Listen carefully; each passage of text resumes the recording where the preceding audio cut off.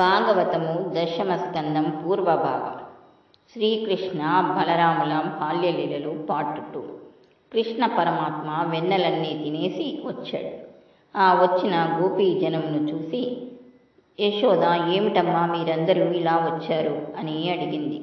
అక్కడికి వచ్చిన గోపకాంతలు అందరూ ఒకరి తర్వాత ఒకరు కృష్ణుని మీద ఫిర్యాదులు చేయడం ప్రారంభించారు.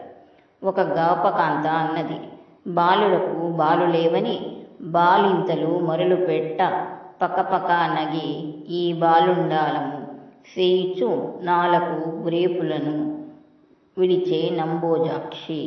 అమ్మా యశోద, నువ్వేమిటో మా అబ్బాయి అని పొంగిపోతున్నావు. కానీ మీ అబ్బాయి ఎలాంటి పనులు చేస్తున్నాడో తెలుసా? చంటి పిల్లలకి తల్లిపాలు లేకపోతే ఆవు పాలు పడతారు. బాలింతలు సాయంకాలం అవుతుంది, ఇంకా పిల్లాడికి పాలు పడదామనుకునే సమయంలో మీ పిల్లవాడు వచ్చి ఆవు పాలు వీళ్ళకి దక్కకుండా దూడలను వదిలేస్తున్నాడు. ఆ దూడలన్నీ వచ్చి ఆవుల పాలను తాగేస్తున్నాయి. అప్పుడు మీ వాడు ఎదురుగుండా ఉన్న చెట్టు కొమ్మ ఎక్కి దూడలను వదిలినందుకు మేము బాధపడుతుంటే అతను చక్కగా నవ్వుతూ కూర్చుంటున్నాడు. మాకు దొరకడు అని చెప్పింది. ఇందులో ఉండే అంతరార్థంను పరిశీలిద్దాం. మనకి మన కుటుంబం వరకే, పక్కింటి వాళ్ళ అబ్బాయి తినకపోతే నాకెందుకు అనుకుంటాం. కానీ ఈశ్వరుడు జగద్భర్త, ఈ లోకమునంతటికీ తండ్రి. ఇప్పుడు ఆయన 2 పనులు ఏకకాలం నందు చేస్తున్నాడు. ఆవు దూడలు అంటే ఉపనిషత్తులు, వాటిని పోషిస్తున్నాడు. ఈశ్వరుడు ఉపనిషత్ జ్ఞానమును పోషిస్తాడు, అందుకని దూడలను వదిలాడు. రెండవది, ఆవులు ఎక్కడికో వెళ్ళి గడ్డి తిని కుడితి తాగి వాటిని పాలుగా మారుస్తున్నాయి. ఆవులు తమ దూడలకు పాలను ఇవ్వడానికి సంతోషంగా ఎదురు చూస్తుంటాయి. ఇంటి యజమాని వచ్చి ముందుగా దూడ దగ్గరకు వెళ్ళి దాని మెడలో ఉన్న ముడిని విప్పేస్తాడు. వెంటనే దూడ పరిగెత్తుకుంటూ వెళ్ళి ఆర్తితో తల్లి పాలను తాగుతుంది. పాపం, ఇంకా దూడకు ఆకలి తీరదు. వీడు ఆ దూడను లాగేసి స్తంభమునకు కట్టేసి వీడి పిల్లాడి కోసం పాలను పితకడం ప్రారంభిస్తాడు. దాని దూడ దాని పిల్ల కాదు, నీ పిల్లాడు ఎక్కువ.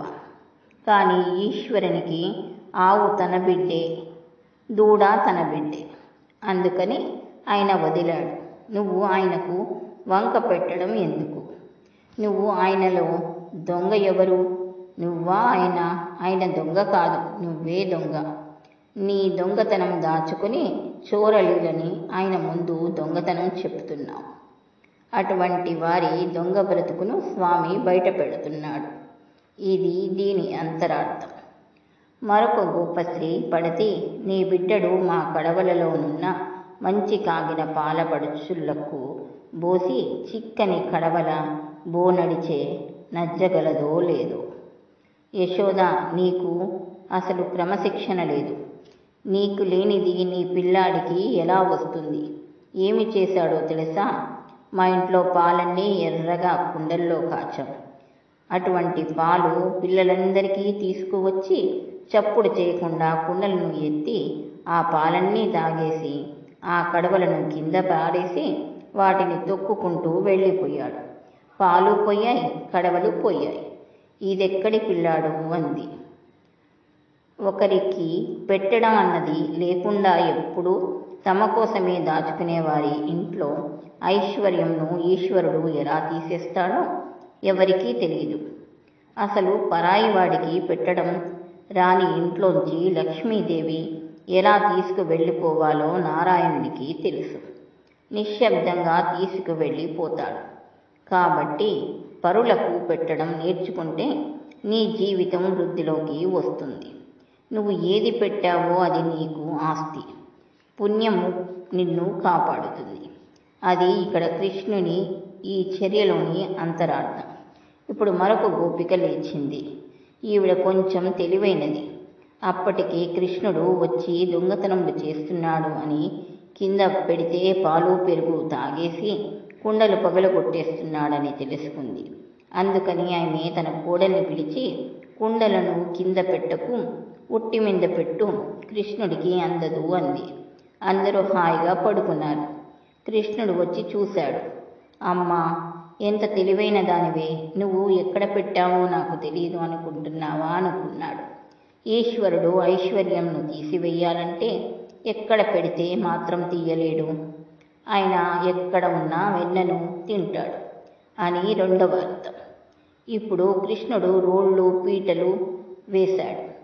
చెయ్యి అందలేదు. అందుకని కుండకు కింద కన్నం పెట్టాడు. అందులోంచి శుభ్రంగా మిగతా పిల్లలందరూ కలిసి వెన్న తినేశాడు. ఆ గోపశ్రీ, యశోద, నీ కడుపు పైకి కనపడదు కానీ ఇంత తిండి తినేసి పిల్లవాడిని ఎక్కడ కన్నావమ్మా, వెన్న పాలు చీరలు పట్టి తాగేస్తున్నాడు అంది. మరొక ఆమె, అమ్మా, మా ఇంటికి వచ్చి వెన్న నెయ్యి తినేశాడు. ఈ ఇంట్లో కుండ పట్టుకు వెళ్ళి పక్కయ్య వాళ్ళ ఇంట్లో పెట్టి వెళ్ళిపోయాడు. వాళ్ళు లేచి చూసేసరికి వాళ్ళ కుండలు పక్కింట్లో ఉండేవి. వాళ్ళు వీళ్ళు దెబ్బలాడుకునేవారు. ఈయన వీధిలో ఆవులకి గడ్డి పెడుతున్నట్లుగా నిలబడి వీళ్ల దెబ్బలాటను చూసి నవ్వుకునేవాడు. ఎందుకు ఈ లీల? ఒక్కొక్కళ్ళకి తమకి సంపద ఉన్నదనే గొప్ప అహంకారం ఉంటుంది. తమ పక్కనే పేదవాడు అన్నం లేక సొమ్మసిల్లి పడిపోయినా తను మృష్టాన్న భోజనం చేసి పేదవాడిని పట్టించుకోకుండా వెళ్ళిపోగలడు. అటువంటి వాడు నిర్దయుడు. బీదవానికి పట్టెడు అన్నం పెట్టమని అనలేడు. అలాంటి వాడి ఐశ్వర్యంను తీసివేయడమే కుండను మరొక చోట పెట్టడం. ఆయన తలుచుకుంటే వ్యక్తుల స్నానం మార్చగలడు కదా. కాబట్టి పేదవాణ్ణి చూసి పరిహాసం చేస్తే నీ పుర్రె అక్కడ పెట్టగలను అని ఆ పుర్రె ఇక్కడ పెట్టగలను, జాగ్రత్త సుమా అని స్వామి మనకు ఒక పాఠమును నేర్పారు. కృష్ణుడు ఇంకో చోటికి వెళ్ళాడు. ఆణంజని వీరుల పేరు గోడక నీ సుతుడు ద్రావి ఒక ఇంచుక తా గోడలి మూతిం జరిపిన గోడలు మృచ్చనచు నత్తగొట్టే నత్ల తాంగి. ఆ ఇంట్లోకి వెళ్ళి శుభ్రంగా వెన్న నెయ్యి తినేశాడు. ఆ ఇంట్లో అత్తా కోడళ్ళు పడుకొని ఉన్నారు. వెళ్ళిపోయే ముందు ఆ కోడలి మూతికి నెయ్యి రాసి వెళ్ళిపోయాడు. ప్రొద్దుట నిద్రలేవగానే అత్తగారు కడవల వంక చూసుకుంది. నెయ్యి లేదు. కోడల మూతి వంక చూసింది. నెయ్యి ఉంది. ఓసి ముచ్చ, రాత్రి నెయ్యంతా తినేశావా అని కోడల్ని పట్టుకొని కొట్టింది. ఈయన కిటికీలోంచి చూసి నవ్వుతున్నాడు. అత్తా కోడలికి నేర్పవలసిన గొప్ప ధర్మం ఒకటి ఉంటుంది. ఇంటికి వచ్చిన మహాత్ములను ఆదరించడం వలన ఇంటి ఐశ్వర్యం పెరుగుతుంది. ఇంటి ఐశ్వర్యం కోడలి వలన నిలబడాలి. వచ్చిన అతిథులను ఎలా గౌరవించాలో అత్తగారు కోడలికి నేర్పాలి. అలా కాకుండా అత్తగారు కోడలికి దుష్టచేష్టాలు నేర్పారంటే చివరికి అది వారిద్దరి మధ్య దెబ్బలాటకు దారితీస్తుంది. అప్పుడు సంసారములు చితికిపోతాయి. ధర్మం నందు పూనిక ఉండదు. కాబట్టి అత్త కోడల్ని సంస్కరించుకోవాలి. తండ్రి దానం చేసేటప్పుడు కొడుకును పక్కన పెట్టుకోవాలి. దానం చేయడం కొడుక్కి కూడా అలవాటై రేపు వృద్ధిలోకి వస్తాడు. అది మహాధర్మం. అది నేర్పారు స్వామి. ఓయమ్మ, నీ కుమారుడు మా ఇండ్లను పాలు పెరుగు మననీయడమ్మ, పోయేదమెక్కడికైనన్ మా ఎన్నుల సురభు లాన్ మంజులవాణి. చివరికి వాళ్ళు, అమ్మా, ఇంకా నీ కొడుకు మా ఇంట్లో పాలు పెరుగు బతకనివ్వడు, ఈ ఊరు విడిచి వెళ్ళిపోతాం అన్నారు. అంటే యశోదా వారిని ఇవన్నీ ఎప్పుడు చేశాడు అని అడిగింది. ఇవన్నీ ఈవేళ పొద్దునే చేశాడు అని వాళ్ళు చెప్పారు. అప్పుడు ఆవిడ, ఈవేళ పొద్దుటి నుండి మా అబ్బాయి ఇంట్లోనే ఉన్నాడు. మీరంతా నా కొడుకుని గురించి చాలా అన్యాయంగా మాట్లాడుతున్నారు. నా కొడుకు అందంగా ఉంటాడని, బుజ్జి కృష్ణుడని మీరు ఇన్ని చాడీలు చెబుతారా? అన్నీ అబద్ధములే, అలా చెప్పకూడదమ్మా అంది. అప్పుడు అవును, ఇప్పుడెందుకు తెలుస్తుందిలే, ఇన్ని ఇళ్లల్లో జరిగినవి నీ ఇంట్లో జరిగినప్పుడు నీకు తెలుస్తుంది. అప్పుడు ఏం చేస్తావో మేము చూస్తాం అని గోపికాశ్రీలు అక్కడి నుండి నిష్క్రమించారు. ఒకనాడు తల్లి యశోదాదేవి లోపల పని చేసుకుంటుంది. బయట బలరాముడు ఇతర గోపబాలురు ఆడుకుంటున్న వారు గబగబా పరిగెత్తుకుంటూ యశోదాదేవి దగ్గరకు వచ్చి, అమ్మా అమ్మా, నువ్వు ఎన్నో మార్లు కృష్ణుడికి మట్టి తినకూడదని చెప్పావు కదా. తమ్ముడు మళ్ళీ మేము చెప్పినా సరే వినకుండా మట్టి తినేస్తున్నాడు అని చెప్పారు. పిల్లలు దాక్కునే ఆట అని ఒక ఆట ఆడుతారు. కృష్ణుడికి అది చాలా ఇష్టం. మనకి జారత్వం, చోరత్వం చాలా ఇష్టం. అందుకే ఆయన చిన్నప్పటి నుంచి ఈ 2 లీలలే చేశాడు. దొంగాట ఆడేటప్పుడు ఈయన ఎక్కడో దాక్కుని ఒక్కడు కూర్చొని మట్టి తీసి నోట్లో పోసుకునేవాడు. ఈ చర్య వలన భూకాంత పొంగిపోయేది. ఈలోగా మరొక చోట దాక్కున్నవాడు కృష్ణుడు నోట్లో మట్టి పోసుకోవడం చూశాడు. గోపబాలురందరూ కలిసి కృష్ణుణ్ణి చెయ్యి పట్టుకుని లాక్కొని యశోద దగ్గరకు తీసుకువెళ్లారు. యశోద అదృష్టమే అదృష్టం.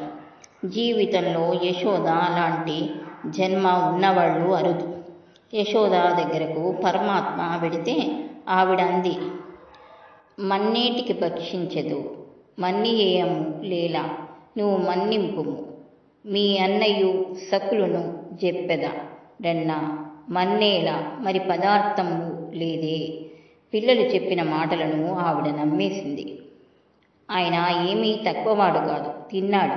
ఈ లీల యశోద అదృష్టమును ఆవిష్కరిస్తుంది. పరమాత్మ లొంగిపోయినట్లుగా కనపడినా స్వరూపం ఒక్క యశోద దగ్గర తప్ప మరొక చోట లేదు. ఆయన లోకములకన్నిటికీ నడవడికను నేర్పినవాడు. ప్రపంచమునకు మార్గదర్శనం చేసిన మహాపురుషుడైన పరమాత్మని ఈవిడ మార్గదర్శనం చేస్తుంది. ఏరా కృష్ణ, మన్ను తినవద్దని నీకు ఎన్నిసార్లు చెప్పాను.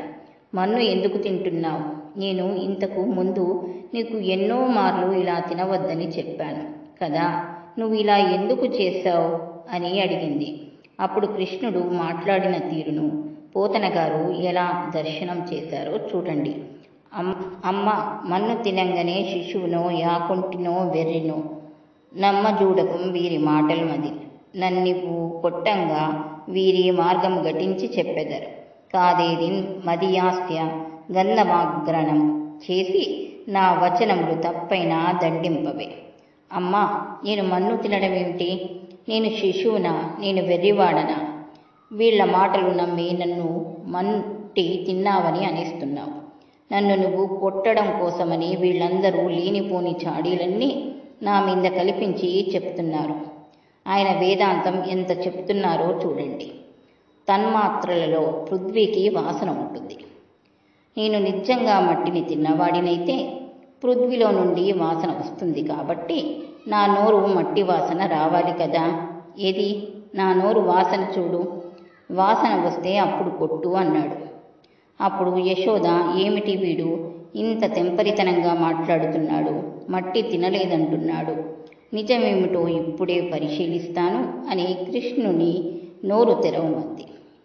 ఏమి యశోదాదేవి అదృష్టం!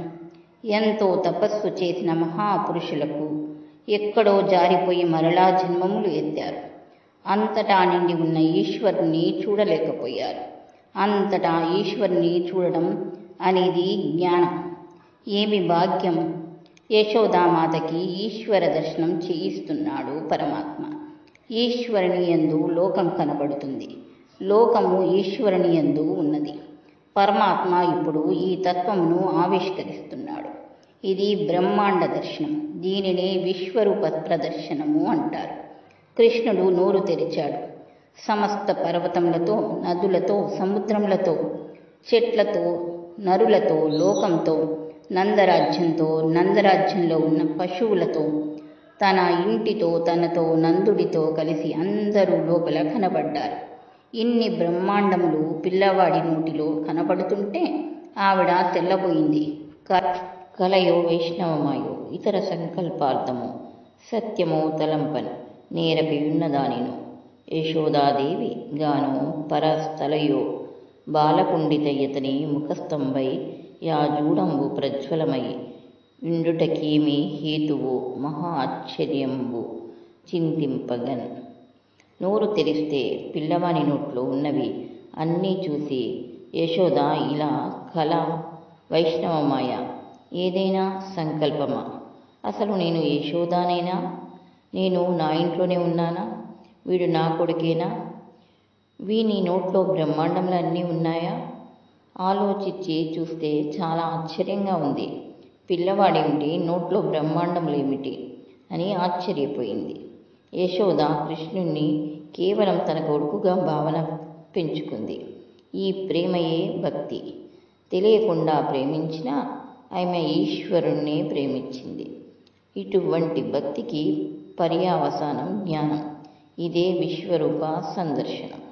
అయితే ఇక్కడ పరమాత్మ ఒకటి అనుకున్నారు.